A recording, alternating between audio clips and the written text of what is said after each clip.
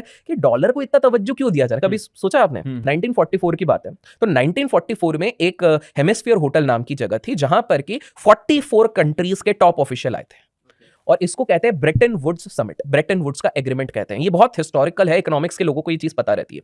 तो यहां पर क्या हुआ, ये लोग देख रहे थे कि वर्ल्ड वॉर और ये जो 1929 का ग्रेट रिसेशन हुआ, प्रॉब्लम ये हो जाती है कि लेट्स से बहुत सारी कंट्रीज हैं। अब बहुत सारी कंट्रीज क्या करती हैं, कभी अगर वो अपनी करेंसी में ट्रेड कर रही हैं तो वो एक फिक्स वैल्यू नहीं कर पा रही हैं, कि मान लीजिए कोई युआन दे रहा है, युआन के बदले में कितना गेहूं दे हमें नहीं पता भाई, क्योंकि वैल्यू ऊपर नीचे होती जा रही है। फिर कभी कोई यूरो दे रहा है तो कितना।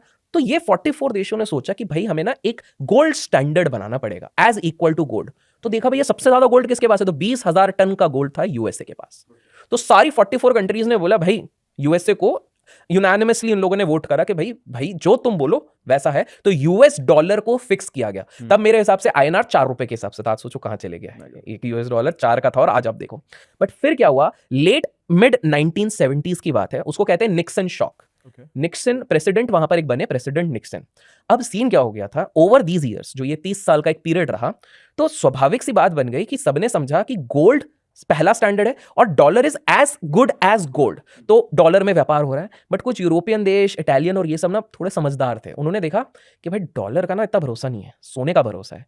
तो क्या करते हैं, जो डॉलर अपने पास जहां से भी आ रहे हैं उससे अपन सोना लेते जाते हैं, सोना लेते जाते हैं। तो सोना किसके पास सबसे ज्यादा था, यूएस के पास। तो ये जो आसपास वाले थे सब ना सोना लेते जा रहे हैं।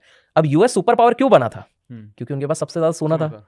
अब इस समय पे इनके पास बच गया 8,000 टन, मतलब 8,000। हाँ, तो निक्सन जी को समझ में आया भैया ये तो उल्लू बनाया जा रहा है, मतलब ये ट्रेड कर करके ये सारी चीजें कर रहे हैं। तो उन्होंने रातों रात ऐलान कर दिया कि वो जो सारे रूल्स बने वो खारिज हो गए, वो फर्जी हो गए इस तरह से।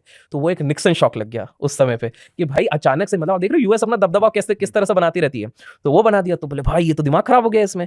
फिर एक कंसेप्ट आया पेट्रो डॉलर का, कि अरब वालों ने इतना व्यापार कर लिया था, इतना व्यापार कि बोले भाई क्या क्या कर रहे हो तुम, कैसे। बोले आप टेंशन मत लो, आपको ना हम मिलिट्री सपोर्ट देंगे, आपके पास बहुत तेल के खदाने हैं तो प्रोटेक्शन चाहिए, हम मिलिट्री करेंगे, बदले में ना आप सारी चीजें हमारे इधर डॉलर से करो, सारी चीजें आप हमारे इधर इन्वेस्टमेंट करो, आप इधर करो, हम बाकी सारी चीजें करेंगे। तो अरब वालों के रिश्ते इस तरह से उधर से बने। तो घूम फिर के आप देखिए कि यूएस डॉलर को तब से ये ज्यादा वेटेज मिले। लेकिन